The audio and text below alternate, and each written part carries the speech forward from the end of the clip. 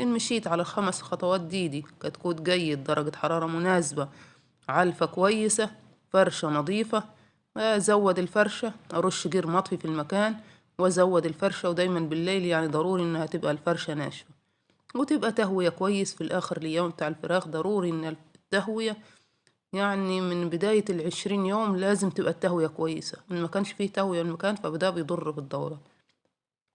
إن عملت كل الخمس خطوات دي إن شاء الله مع بركة ربنا. أنا عندي الأوزان هنا وصلت 4 كيلو إلا ربع، هتديكي مكسب بنسبة 100%. يعني الفراخ على حسب نسبة ما إنك بتجيبي بقى 50 100 200، يعني إن جبت ال100 كتكوت وصرفوا عليكي مثلا 10 آلاف جنيه يبقى إن شاء الله هتكسبي 10 آلاف جنيه.